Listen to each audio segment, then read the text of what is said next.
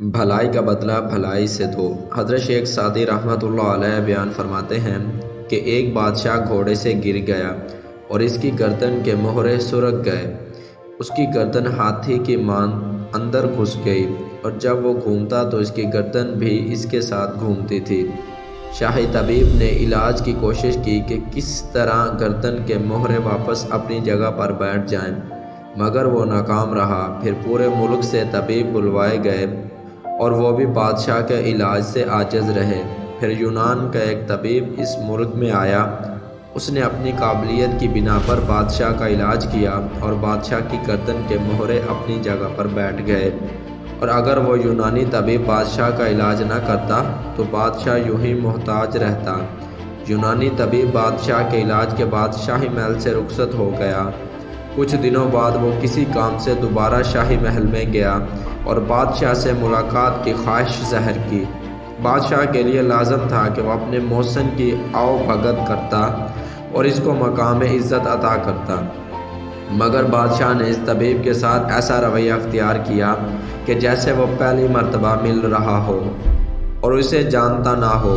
یونانی طبیب بادشاہ کی اس بے رخی کو برداشت نہ کر سکا اور شاہی محل سے واپس لوٹ آیا۔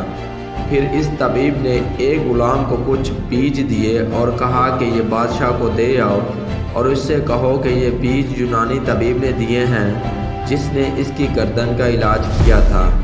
بادشاہ ان بیجوں کو دھکتے انگاروں پر رکھ کر ان کی دھونی لے تو اسے پھر کبھی گردن کی تکلیف نہ ہوگی۔ وہ غلام بادشاہ کے پاس ان بیجوں کو لے کر پہنچا اور اس نے یونانی طبیب کا کہا بادشاہ کو بتا دیا۔ بادشاہ نے انگارے دہکانے اور ان میں وہ بیج ڈال کر دھونی لینا شروع کی۔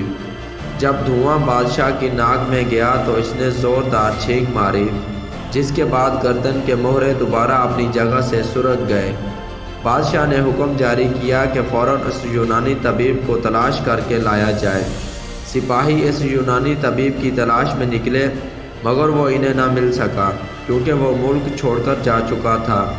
یوں اس بادشاہ کی گردن دوبارہ ٹھیک نہ ہو سکی۔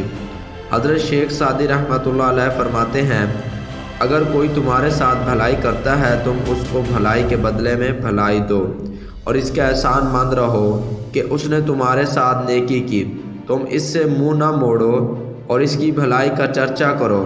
اگر تم نے اپنے ساتھ بھلائی کرنے والے کے ساتھ بدلے میں برائی کی تو پھر یقیناً تم نے خود اپنے پاؤں پر کلہاڑی ماری۔